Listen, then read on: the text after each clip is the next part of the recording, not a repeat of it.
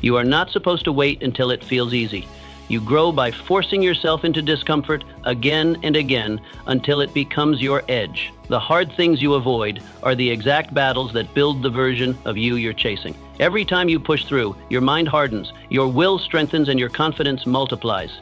You don't rise by chance. You rise because you train yourself to face what others run from. In a few moments, I will teach you how to force yourself to do hard things and build unshakable mental strength. You are not meant to stay comfortable. There's a silent killer of greatness, and it goes by a gentle name, comfort. You may believe you're protecting yourself by choosing ease over challenge, but every time you turn away from the difficult path, you don't just delay your growth, you delay your destiny. You were not born to sit, drift, or float downstream. You were born to push against the tide, against resistance, against the odds. There's no reward in doing what's familiar. The man who seeks comfort first is always a servant to the man who endures discomfort for something greater. But what is comfort really? It is the illusion of safety, nothing more. And the more you chase it, the further you drift from the man you were meant to become. When you avoid hard things, you don't stay the same, you grow weaker. And when you embrace hard things, you don't just suffer, you sharpen. Now, how do you break this quiet addiction to ease? You must confront yourself each morning and ask, am I living as a man who expands or a man? Then pick one thing today that stretches you, one thing that demands more than you feel ready to give, and do it. Not tomorrow, now. Imagine you wake before the sun. It's cold. The bed is warm. You could sleep longer. No one would know. But you rise. You step into the chill, you train, you work, you think, you build, and the world, though still asleep, begins to bend in your direction because you moved while others stayed still. Let me ask you something. When was the last time you did something not because it was easy, but because it was necessary? You become strong only by lifting heavy things. Do you know how strength is built? Not by doing what comes naturally, but by doing what demands effort. A man's will is no different than his muscle. If you never lift what's heavy, you remain weak.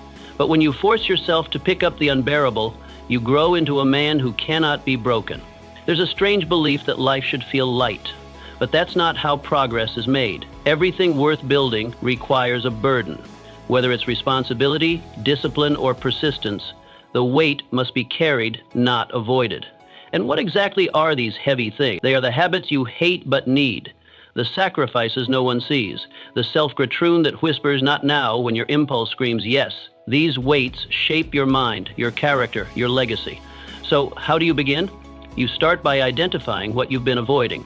Then, one by one, you pick it up and carry it, not once, daily, until the pain becomes purpose and the resistance becomes a reward. Picture this, a man alone in a workshop. His hands are calloused, his shirt soaked, his back aching.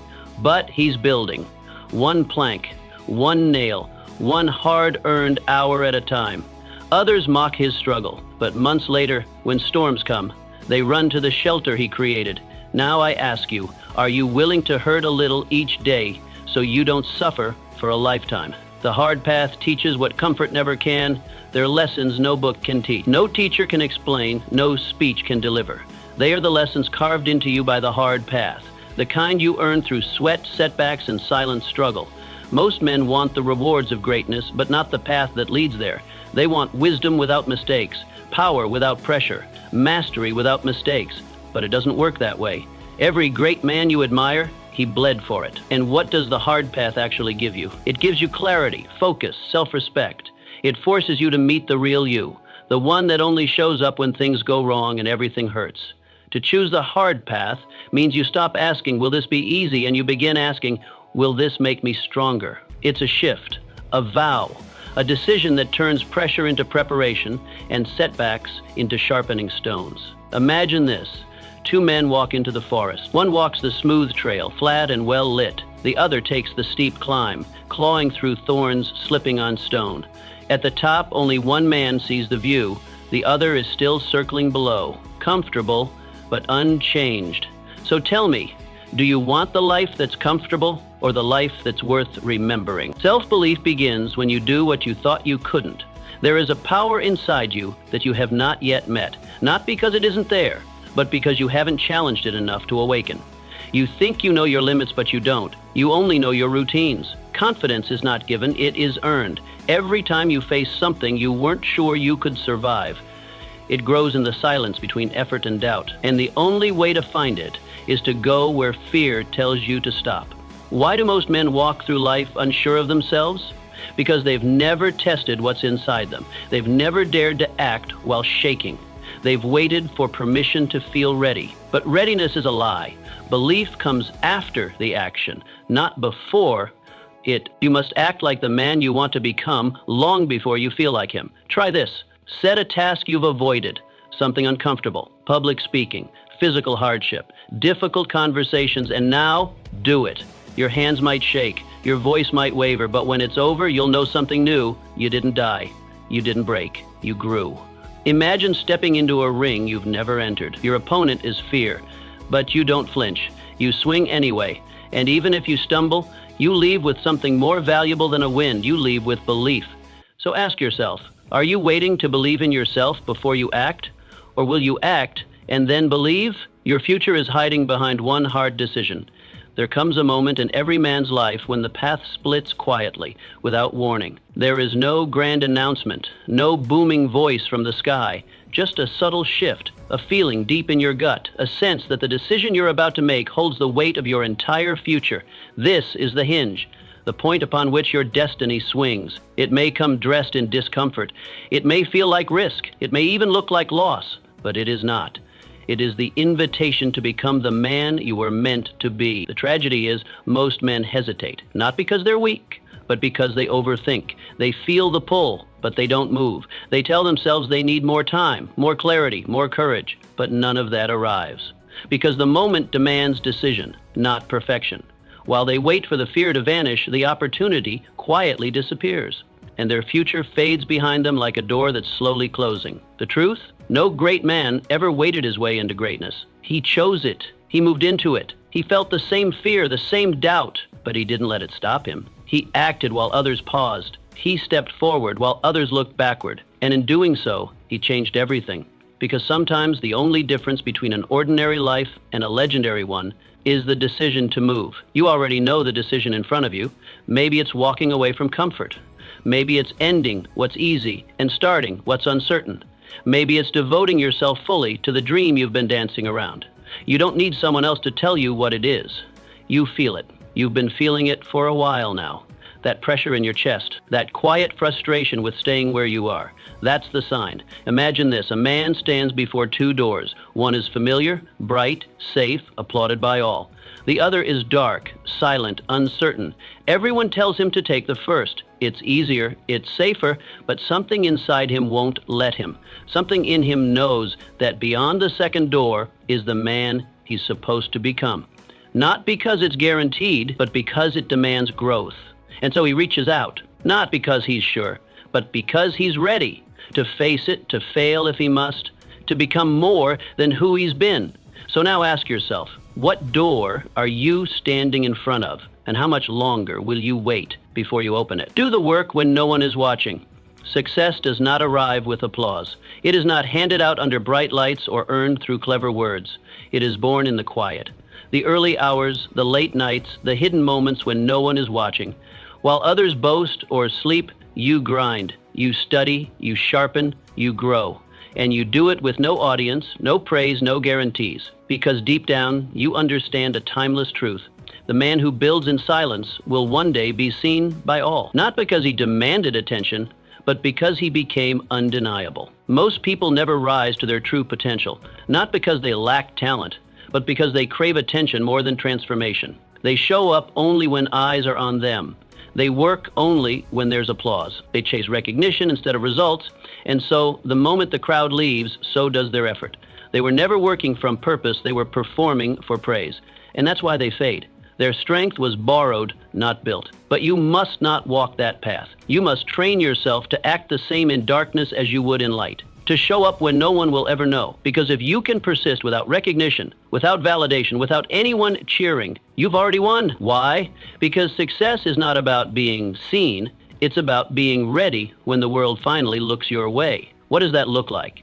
It's the man who wakes before dawn, not to post about it, but to prepare. It's the one who reads while others relax, who trains while others sleep, who keeps refining long after others have plateaued. This is the discipline of the invisible, the relentless silent repetition that always comes before greatness. It's not glamorous, it's not loud, but it's real and it's rare. Picture a blacksmith, alone in his forge, no audience, no encouragement, just steel and sweat, just hammer and flame. Day after day, he shapes, molds, perfects. The village hears the noise but sees nothing. They don't know what's being formed, but he does. And when the time is right, he opens the door. And what emerges isn't just a sword, it's mastery, not made in a moment, but forged in 1,000 silent hours. So ask yourself, honestly, are you still waiting to be noticed? Or are you becoming so great in private that the world will have no choice but to recognize you? No one will save you. You must decide. There comes a moment in every man's life where the illusion shatters. The illusion that someone is coming to save him. That moment is quiet but powerful. It arrives when you finally understand no mentor, no savior, no ideal circumstance will hand you the life you want. No applause will greet your first step. No map will mark your next one. You must rise alone. You must decide, this is on me. And yet, most men wait. They wait for the right time, for someone wiser to guide them, for the fear to go away, for the opportunity to come knocking. But all waiting does is waste. Time slips through their fingers while they search for signs. They don't see that the breakthrough they're hoping for isn't coming from the outside. It begins the moment they take full responsibility. Not partial, not when it's easy, but total responsibility regardless of the circumstances. That's where everything changes. That's the pivot point where life begins to move in your favor, not because it suddenly became easy, but because you stopped surrendering control. You stopped pointing fingers. You stopped asking, why is this happening to me?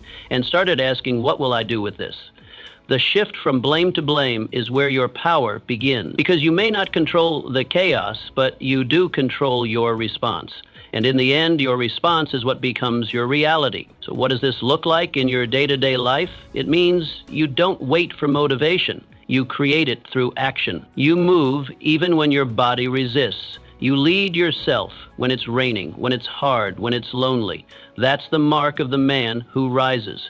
He doesn't wait to feel like it. He decides and does because his commitment is greater than his comfort. Imagine a sailor stranded at sea. The sky is black, no stars, no compass. The storm howls and the waves crash. He doesn't know where he is. He doesn't know which direction is right, but he knows one thing: stillness means death. And so he grabs the oars and he rows, not because he's confident, not because he's fearless, but because motion is survival. And every stroke, every single pull brings him closer to land. That is you. That is your mission. You row through the doubt, through the pain, through the fog, because movement, any movement, is power. Stillness is surrender. You don't need a rescuer. You don't need perfect clarity. What you need is the courage to begin rowing today, not tomorrow. Because every moment you spend waiting is a moment you could have spent becoming. Becoming the man who does not fold, who does not flinch, who meets life head on and says, I may not have the map, but I will not stay here. So let me ask you, with nothing but truth between us, are you still waiting for rescue? Or have you finally decided to row toward the man you're meant to become? Discipline is the shortcut you're avoiding. Every man desires success and he wants it fast. But most look in the wrong direction. They search for shortcuts, for hacks, for easier roads. They chase comfort disguised as strategy. Yet the only true shortcut is the one most ignore: discipline. Not the kind that screams for attention, but the quiet, daily kind. The one that makes no noise but leaves undeniable results. It does not cut corners, it cuts waste. It slices through delay, distraction, and indecision, clearing a path straight to the reward. Where others lose time wandering, the disciplined man walks with direction. Still, many reject it. They call it harsh. They label it boring. They say it's too much. But what they fail to realize is this: the alternative is far more painful. Because undisciplined living has its own price: steep, hidden, and devastating. Regret, confusion, missed chances, emotional fatigue, a mind that's scattered, a body that drifts, a spirit that forgets its strength. These are the consequences of a life ruled by impulse. They don't arrive all at once. They creep in slowly until you wake up one day and wonder where your power went. Discipline, then, is not a punishment. It's a shield. It's a weapon. It is the armor that protects your vision in a world full of temptation. But what is it really? It's choosing what matters most over what's easy now. It's delaying what pleases the moment so you can build what feeds the future. It's not glamorous. It's not exciting.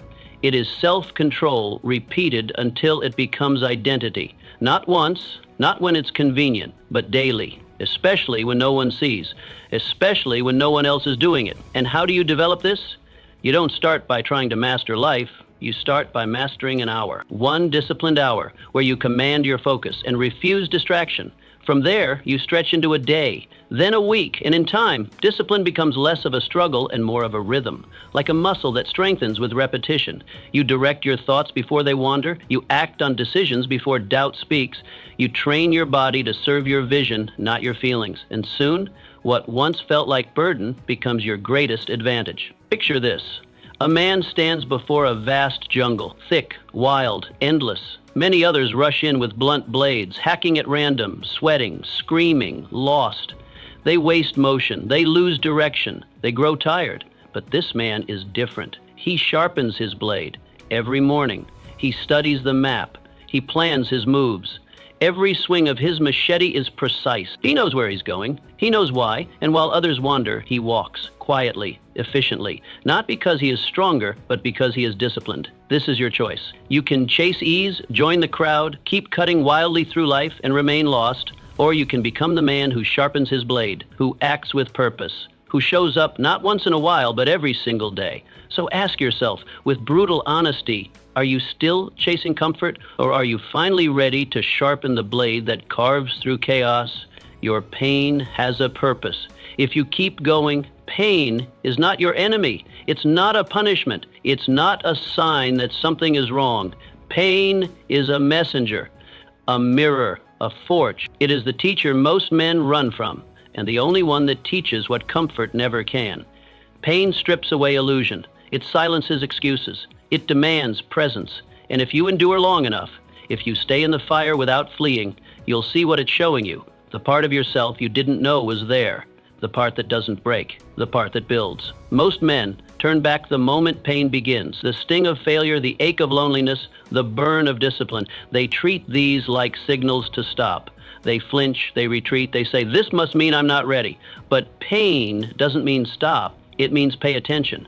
It means something real is happening now. Because the man who stays in discomfort, who breathes through the burn and continues anyway, he gains something no comfortable man ever will. He gains access to deeper strength, access to untapped focus, access to a version of himself forged in the fire, not created by ease, but by endurance. You were not born fragile. You were born capable, with a mind that can stretch beyond emotion, with a spirit that can hold weight. But that capacity isn't handed to you. It must be drawn out, and pain is what draws it. Every breakthrough in your life, every rise to a new level, every moment of real evolution will be preceded by discomfort, always.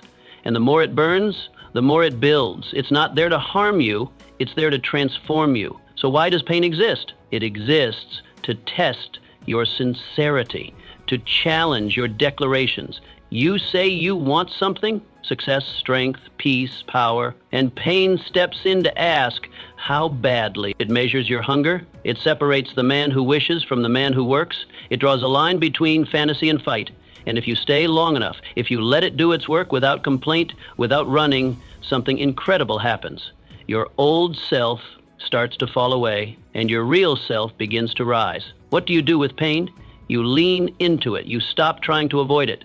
You breathe through it. You say, you will not move me. And when the voice in your head screams to quit, you go one more step, not because it's easy, not because it stops hurting, but because you've made a decision. This pain is mine. It's mine to walk through. It's mine to master, and I will not hand that power to fear. Picture it now. A man walking barefoot across burning coals. Every step is agony. His skin screams. His mind panics. But he keeps walking, not because the pain disappears, but because his focus is locked on the other side. He does not fixate on the fire. He fixates on the finish. And when he reaches it, something fundamental in him shifts. He didn't lose anything. He gained something, not in his body, but in his being. Confidence, resilience, power, the kind that only pain can give. Now ask yourself with complete honesty, what pain have you been avoiding? What have you been tiptoeing around, hoping it would pass on its own? And more importantly, what version of yourself might be waiting on the other side if you walked through it? If you didn't escape it, but embraced it, because pain will shape you. Whether it breaks you or builds you, that part is your choice. The fire will come, but only the man who stands still inside it walks out unshakable. You are either growing or shrinking every day. Whether you notice it or not, you are changing. The process is silent, invisible, but constant. You are not standing still. There is no neutral in life. Every decision, every action, every thought is taking you somewhere. The only question is, where? Toward your higher self, or back into the man you've already outgrown? That's the quiet fork in the road you face each day. And too many forget this. They believe that standing still is safe, that if they just coast, if they just do enough, they'll maintain who they are. But that is the great lie, because nothing in this world stands still. The current of life is always moving. And if you are not growing, you are shrinking. Time moves, the world moves, the people around you are changing. Challenges are evolving. If you don't stretch, you don't stay the same, you decline. Muscles weaken from lack of use. Confidence erodes through avoidance. Vision fades in the absence of action. And slowly, without realizing it, you begin to revert. Not just into someone who's stagnant, but someone less than you were meant to become. This is why growth is not optional. It's not a luxury for those with extra time. It's not something you get to if things are going well. It is a requirement, a discipline, a commitment you make with yourself every single day. And make no mistake, it will never be easy, because the hard thing is always the way forward. If something feels like resistance, if it terrifies you, if it forces you to evolve, that's your path. The obstacle is not in your way. The obstacle is the way. But what is growth really? It's not just consuming motivation. It's not reading 10 books and feeling inspired for a moment. Growth is action, intentional, repeated action that demands something from you, something that changes your shape, your thoughts, your limits. Growth is confronting weakness with honesty. It is stepping into discomfort with courage. It is choosing progress over ease, again and again and again. It's in the early morning you didn't want to face, the apology you didn't want to make, the conversation you were afraid to have, the discipline you swore you'd start tomorrow. Growth begins where comfort ends. To grow daily, you must move with intent. You must treat each day like a test, a chance to stretch, to expand, to reach.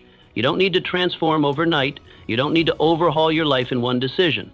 But you do need to ask yourself, what is one thing I can do today that forces me to grow? Maybe it's finishing that task you've been avoiding. Maybe it's standing up for yourself. Maybe it's getting uncomfortable in the gym, on the stage, in the mirror. And once you find that one thing, you do it.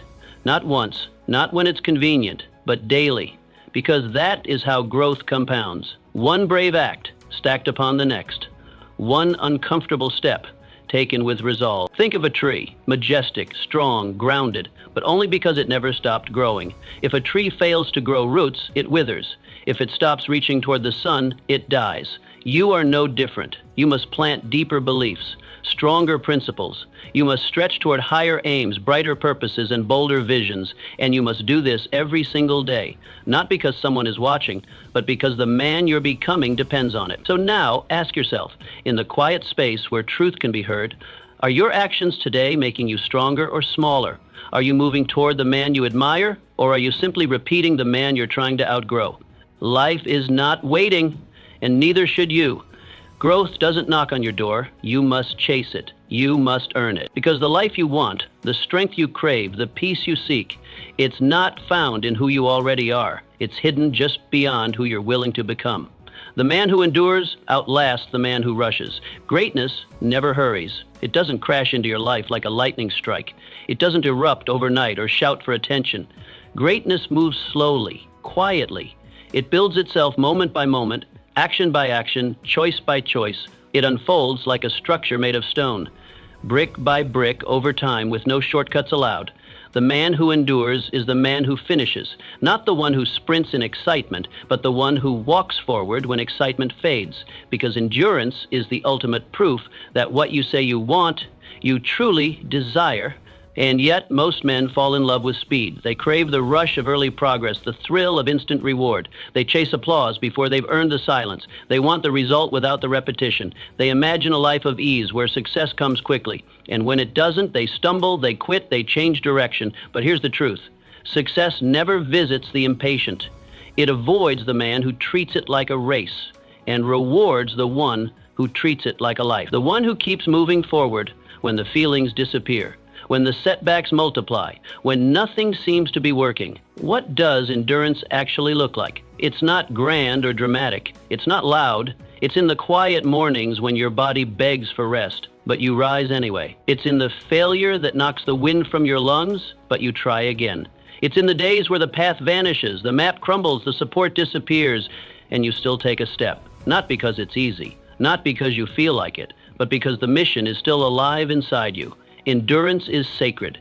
It's what separates those who want the reward from those who become worthy of it. To build this kind of strength, you must fall in love with the long game. You must choose patience like a sword and wear consistency like armor.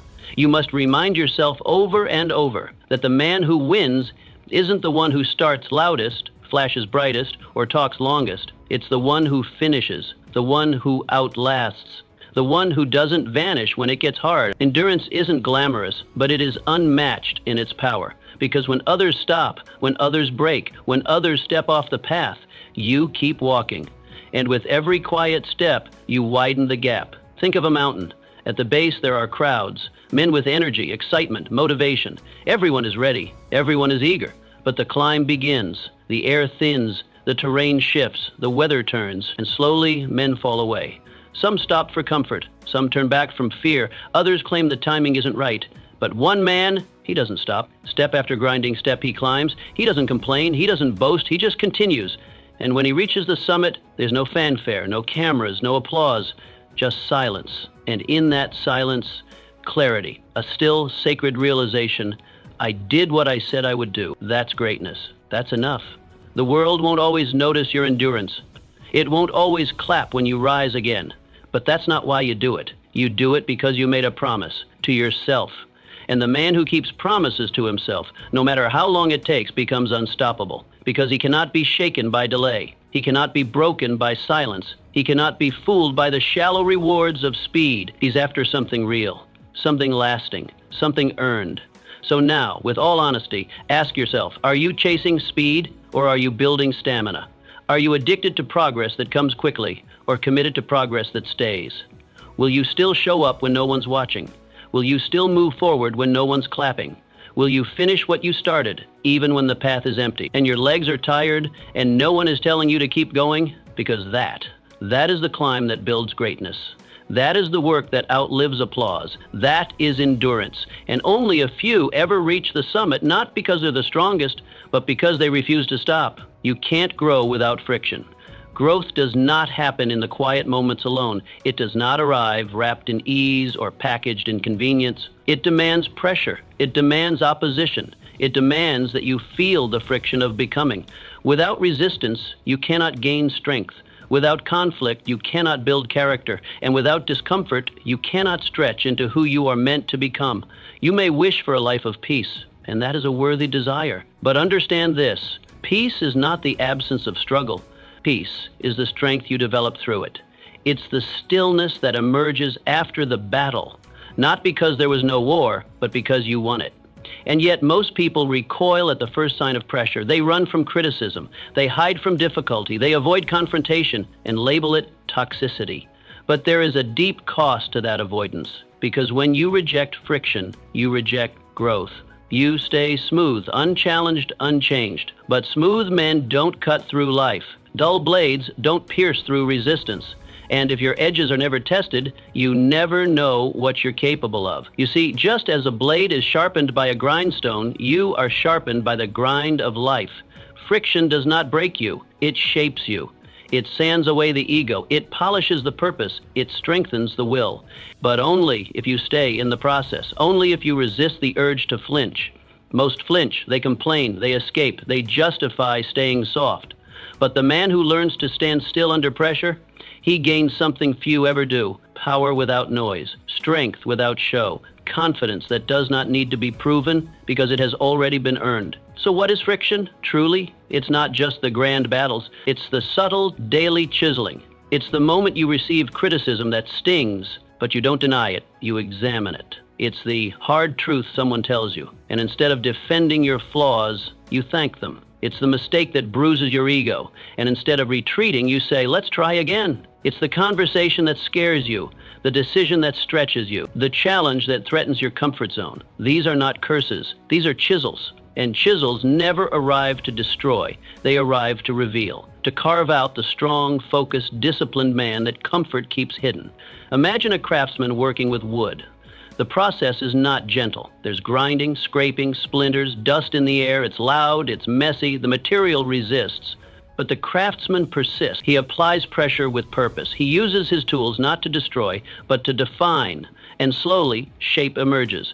Smoothness appears. Strength is revealed. The beauty of the final piece exists because of the friction, not in spite of it. You are no different. You are the raw material. And life is the craftsman. The question is, will you allow it to shape you, or will you resist and remain unfinished? This is the hard truth. The life you want, the peace you crave, the strength you admire in others, it will not come through avoidance. It will not be handed to the man who only chooses ease. It belongs to the man who says, yes, this struggle too is part of me, and I will not run from it. He uses the pain. He learns from the tension. He grows through what others avoid. He stops wishing for a path without challenge and starts working with the challenge he's been given. And the beautiful thing is, once you've faced enough friction, peace begins to form, not around you, but within you. Because you begin to realize the world can be chaotic, people can criticize, life can push and pull, but you're steady. You're not fragile. You're not confused. You've been through the grind, you've been sharpened, and now you carry that edge everywhere you go. So let me ask you now, are you avoiding discomfort or using it to sharpen your edge? Are you running from resistance or are you turning into it like a blade on a stone? Because the difference between the man who folds and the man who forges is not talent, it's not opportunity, it's relationship with friction. One fears it, the other uses it. Discomfort is not a signal to stop. It is a signal that you're close to something real, something meaningful. And when you learn to face it with calm and courage, you start becoming someone very rare. You start becoming someone who cannot be dulled, no matter how hard life presses against you. That's the choice before you, not whether you will face struggle, because you will. The choice is whether you will treat that struggle as your enemy or as your greatest sharpening stone. The mind follows the command of the will. Your body is capable of great things. It will rise when told. It will endure pain. It will repeat movements, follow routines, execute commands. But all of that, every action it takes, originates from thought. And those thoughts, in turn, must answer to something greater, will. This is the true hierarchy of power in a man's life. Will commands thought. Thought commands action. Action produces results. Break that chain at the top and everything beneath it falls apart. Without will, discipline fails. Dreams decay. Progress halts because the engine of all growth begins not in the body, not even in the mind, but in the will to begin. Most men never master this. They obsess over habits, over routines, over motivation, but they never take hold of the root. They wait for the right mindset, they wait for energy, they wait to feel inspired, but will does not wait. Will does not ask for the weather. It does not beg for better conditions. It steps forward in the dark and says, do it anyway. That is its power. It moves without applause. It acts without feeling. It commands when everything else would collapse. And that is what must be trained before all else. Why is willpower so rare? Why do so few develop it? Because it asks for something almost no one wants to give. Self-leadership.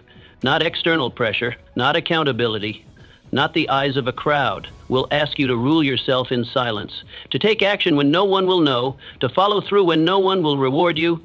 It demands that you become your own master, your own coach, your own commander, your own enforcer. And that is not a comfortable role, but it is the most powerful one a man can ever assume. Willpower is not a gift. It is a muscle. You train it through repetition. And like any muscle, it does not grow by accident. It grows by resistance. Every time you feel like breaking your word and don't, your will strengthens. Every time you want to quit but don't, your will grows sharper. And you don't begin with monumental feats. You begin small. You make clear, precise promises to yourself. I rise at dawn. I do not eat what weakens me. I finish what I start. I do not lie, not to others and not to myself. These declarations are simple, but they are sacred, because each one builds the structure of your inner authority. And soon you do not need emotion to act. You do not need fire to move. You only need your word. There is a clarity in this way of living, a strength that doesn't fade when motivation does. Imagine a general in the middle of a war. The sky is black with smoke. His men are shaken. Supplies are low. Morale is crumbling. Every face looks to him. And what does he do? He doesn't panic. He doesn't run. His eyes stay sharp, his shoulders square. He issues one clear, unwavering command: advance. And they follow, not because the path is certain, but because the general is. His certainty becomes their strength. His resolve becomes their rhythm. That general is you. That battlefield is your life. Your thoughts are the soldiers. Your body is the army. And your will? That is the command that cuts through the chaos and makes order from doubt. You must understand, your thoughts do not have the right to rule you. They are tools, not masters. They are meant to obey a higher voice. And when that voice is clear, when your will is firm, your thoughts will align. They will stop wavering. They will stop negotiating. They will move in the direction you decide. And when your thoughts fall into line, so will your actions. And when your actions align, your results cannot be denied. But what happens when you do not lead yourself? The opposite. Your thoughts begin to run wild. They pull you toward pleasure, distraction, escape. They give you 100 reasons not to do what you promised. And without will, you follow them. You drift, you delay, you spiral. Because when will is absent, the mind is not strong. It is loud, but not clear. And the body, it obeys the confusion. And so nothing moves forward. Days pass. Promises break. The man grows weaker, not from lack of potential, but from lack of leadership. So ask yourself now, in full honesty, have you taken command? Are you living from your will or from your moods? Do you act because it's right or because it feels good? Do your thoughts lead your body or does your will lead them all? The man who commands himself is rare, but when you meet him, you know it. He doesn't shout, he doesn't boast, but he moves calmly, consistently, without hesitation. He keeps his word. He follows through. He leads himself where others beg to be led, and because of that, his life begins to take a shape others can't explain. Quietly, brick by brick, he builds a fortress within, a will so strong that neither fear nor failure can shake it. That is what you must build, not just habits, not just routines, will, the highest authority within you, the power that governs all others. And it begins today with one command, that you keep. If it's hard, it probably matters hard, is not a reason to stop. It's not a red flag that tells you to turn back. It's a signal, clear and undeniable, that you're standing on sacred ground. When something feels heavy, intimidating, or uncertain, it's often because it's important, because it matters, because it's tied to your evolution. The task that scares you, it's the one that shapes you. The challenge you resist, it's the one that refines you. The weight you avoid, it's the one that builds you. That's the paradox of personal growth. The more resistance you feel, the more aligned it likely is with your destiny. And why is this so? Because anything meaningful demands transformation. And transformation is never convenient. It doesn't arrive when you feel ready. It doesn't happen without a cost. You must stretch beyond your current self. You must abandon old comforts, outdated stories, habits that have served their time. You must shed parts of yourself that were once useful, but are now in the way. You can't step into a bigger life while clinging to a smaller identity. That's why hard things appear as guardians at the gate. They don't block you to punish you. They block you to prepare you. To pass through them, you must change. You must grow stronger, sharper, braver. That's the design. Difficulty is not a mistake. It's the method. And once you realize this, everything changes. You stop running from the hard things. You begin to see them as invitations. So when something feels hard, don't retreat. Don't distract yourself. Don't talk yourself out of it. Ask instead, why is this hard? What in me must grow to carry this? That question flips everything. It shifts your focus from fear to transformation. It reminds you that the burden reveals the level. Just like in a game where bigger bosses guard greater treasures, in life the hardest challenges often stand closest to your breakthrough. You must become bigger to lift them. And in doing so, you become who you were meant to be. But what are these hard things really? They're not always grand gestures or monumental tasks. Often, they're the simplest truths we avoid: speaking up when silence is safer, leading when you feel unready, forgiving someone who hasn't asked, letting go of something you once thought you couldn't live without, finishing what you started when every cell in you wants to quit. These are the real thresholds. Each one is a doorway. Each one takes effort.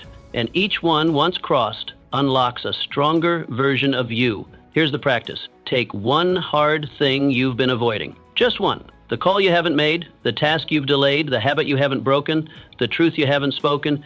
Pick it. Then do it first. Before you rationalize, before you negotiate, before you shrink, just begin. Push through the resistance. Finish. Then pause and feel what happens inside you. Notice how your posture shifts, how your voice feels more grounded, how your inner critic goes quiet. That's what happens when you meet the challenge head on. You gather evidence that you can, and that evidence becomes power. Imagine now you're standing before a large iron gate. It's heavy, rusted, locked by time and fear. Most people walk past it. They say, too much effort, not for me, maybe someday. And they go around seeking lighter doors. But you stop. You place your hands on the cold metal. You feel the resistance. You don't turn away. You lean in, you strain, you sweat, you heave, and slowly, inch by inch, the gate begins to move. And behind it, a path only a few ever see. The life you've imagined, not given, earned. That is what it means to face what's hard. It's not about proving anything to the world. It's about proving to yourself that the door is movable, that you are not small, that you are not powerless. You've just been standing in front of the right gate, waiting for it to open for you. But that's not how it works. The life you want doesn't open with wishes, it opens with will. So ask yourself now, what gate have you been avoiding? What's the task, the truth, the conversation you've been pushing aside because it felt too much? And what if, just what if, the very thing you've labeled too hard is the key? The key, not just to a new result, but to a new you. Because on the other side of that gate is clarity, confidence, strength. Not because they were hidden there, waiting, but because they are the reward for the man who pushes it open. The more you delay, the more it costs. There is a silent weight that builds with every hesitation. You may not feel it in the moment, but it accumulates slowly, quietly, until one day you look back and realize that the cost of your delays was far greater than the difficulty of beginning. Time has a way of slipping past unnoticed, and every time you say, not yet, life quietly nods and walks away with what could have been yours. You might believe you're protecting yourself by waiting, that by pausing you're being wise, cautious, strategic. But waiting becomes a habit faster than action ever does. And that habit carries a hidden toll. Wasted years, lost energy, missed moments. The truth is, delay is the most expensive decision you'll ever make, because it taxes your future while comforting your present. It gives you relief now and regret later. Think of how many times you've whispered to yourself, I'll start tomorrow. That soft, reasonable-sounding phrase has stolen more dreams than failure ever could. Because tomorrow turns into a cycle, a loop. You don't move forward, you just repeat yesterday under a new excuse. And all the while, the path in front of you grows colder, the fire inside grows dimmer, and the life you want grows further away. Delay is not harmless, it compounds. One missed hour becomes a missed day. One postponed decision becomes a season of stagnation. And every hour you spend stalling is an hour you could have been building. Momentum is real, so is decay. There is no standing still. You are either moving toward the man you're meant to be or slipping quietly away from him. But why do we delay? Why do we push back the very things we say matter most? The answer is simple, even if we rarely speak it aloud. Because beginnings are hard. Starting is where resistance lives. Taking action forces you to step into the unknown, and the unknown is uncomfortable. It demands risk. It demands effort. And effort is inconvenient when comfort is so near. So we bargain with time. We tell ourselves soothing stories. I need more clarity. I need the right tools. I need better timing. But underneath it all, we don't need more time. We need more courage. Because it's not knowledge we lack, it's the will to begin. And that beginning, that leap into motion, is the gate to everything. The remedy is both simple and brutal. Start now. Not when you feel ready, not when your fear disappears, not when the stars align. Now. Begin with what you have, from where you are. It will feel messy, it will feel uncertain, you will question yourself. But you must understand this. Movement creates clarity. Every step forward reveals the next one. Action is how you find your direction. Not thought, not planning, not waiting. You think your way into hesitation, but you act your way into progress. Picture a man standing at the edge of a wide river. On the far bank lies everything he wants. His goals, his peace, his growth, his future. The water is rough, the sky is dark. He says, I'll cross when the wind calms, when a bridge appears, when I'm better prepared. And so he waits. One season, then another. Years pass, the river doesn't change, the wind still blows, the bridge never comes. But then another man arrives. He sees the same storm, feels the same fear, but he dives in, cold, shivering, struggling, but he swims and he reaches the other side, not because he had more, but because he started. That's the difference. Not talent, not timing, initiative. One man waits for the perfect condition, the other acts despite the conditions. And the world always rewards the man who moves. So ask yourself now, not later, not tonight, how much more are you willing to lose just because you didn't begin? How many more days will you trade for hesitation? How much of your life will you hand over to the false comfort of maybe tomorrow? Because there's a truth you already know. You're not stuck. You're just stalling. The door isn't locked, the gate isn't closed, but it will never swing open until you push. Life doesn't give breakthroughs to the man who waits. It gives them to the man who dares.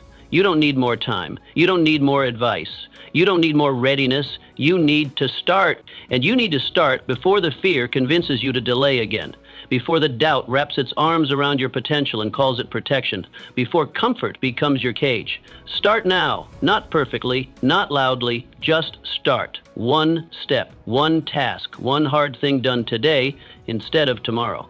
Because every time you act, you take back your time, you take back your power, and most importantly, you take back your life from the hands of hesitation. And that, more than anything, is the beginning of becoming the man you were always meant to be. Resistance means you're going the right way. The moment you decide to rise, truly rise, resistance will greet you like an old rival. It never fails. The second your foot steps off the starting line of comfort, you feel it. Pressure, friction, doubt, delay. It shows up not because you're doing something wrong, but because you're finally doing something real. And yet, many men misread this moment. They take resistance as a warning sign, a red light, a message to stop, to turn back, to rethink. But this is a fatal mistake. Resistance is not a signal to retreat. It's the proof you've begun to move in the right direction. Because nothing of value lies in the open. Nothing meaningful is just handed over. Everything you want, growth, clarity, strength, freedom, sits behind a wall. And that wall, it's not there by accident. It's not a trap. It's a filter, a test, a necessary challenge that separates those who wish from those who will.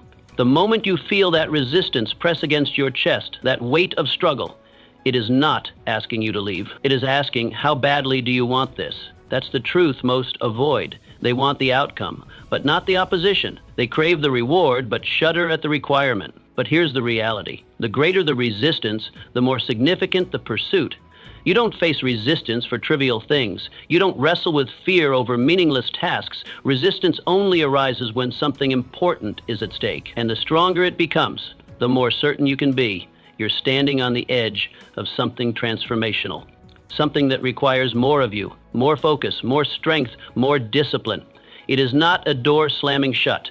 It is a door that requires you to earn the right to open it. Why does resistance come at all? Why doesn't the path just unfold cleanly when we make good decisions, when our heart is in the right place? Because growth demands sacrifice. You cannot rise while remaining the same.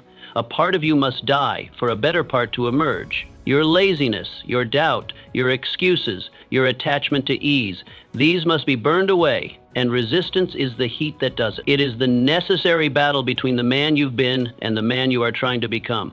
When resistance shows up, and it will, you have two choices. Most men back away. They freeze, they stall. They turn around and tell themselves, maybe this isn't for me. But that is the voice of comfort, not clarity. The voice of old patterns, not power. The few, the very few, respond differently. They lean in. They stop asking, why is this so hard? And start asking, who must I become to break through this? That shift is everything.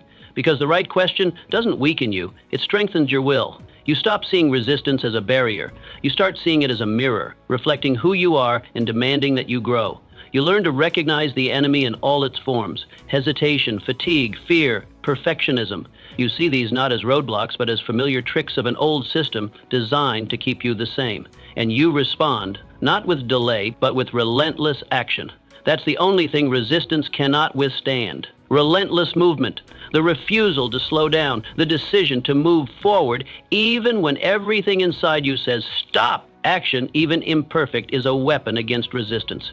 Picture it now, a man walking across a vast plain. He begins with energy, with clarity, with light in the sky. But then, wind, darkness, noise, resistance.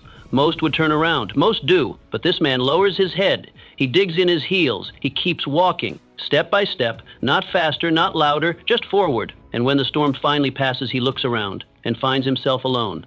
Not because others were not capable, but because they weren't willing. And he is stronger now, sharper, wiser.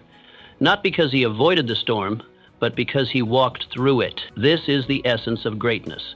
Not talent, not timing, but the ability to keep moving because it got hard, not in spite of it. Every man who has ever built something lasting, something worthy, has stared resistance in the face and marched forward anyway. Not because he felt fearless, but because he decided this storm will not break me, it will build me.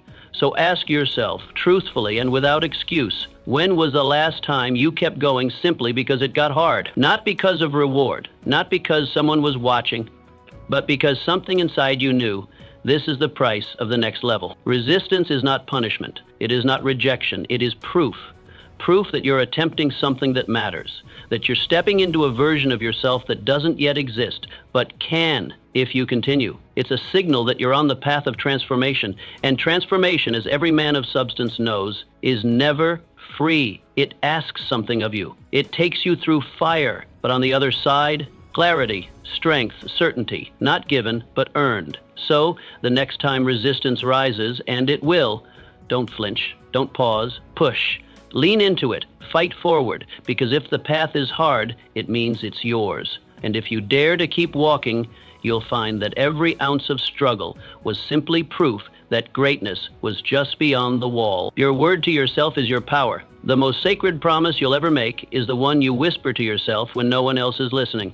Not the vows made under lights, not the declarations posted for attention, but the quiet commitment made in the solitude of your own mind. This promise is different. It's the foundation, the root, the thread that ties your identity to your future. And if you break it, you lose more than just opportunity.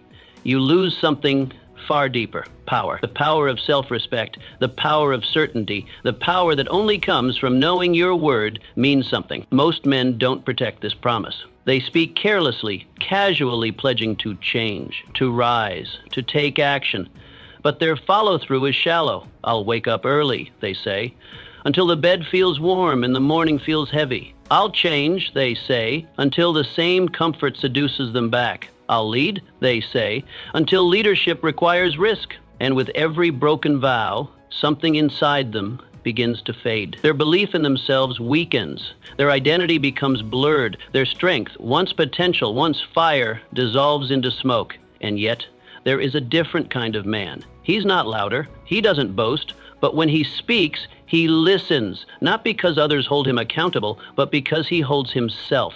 When he says, I will, he does, no matter the conditions, no matter the mood. His confidence is not borrowed from praise. It's not inflated by applause. It's built layer by layer on the back of consistency. He trusts himself because he's earned that trust, and that kind of trust cannot be bought, gifted, or faked. So what does this promise look like in practice? It looks like small disciplines, simple rituals, daily effort that seems invisible to the world but invaluable to your soul. It's the alarm going off at 5 o'clock a.m. and you rising, not because you feel like it, but because you said you would. It's finishing the task even when no one will ever know it was done. It's choosing to eat clean, speak truth, work deeply, not because it's easy or fun, but because these were the terms of your promise. These moments are where your word is tested. not in public declarations, but in private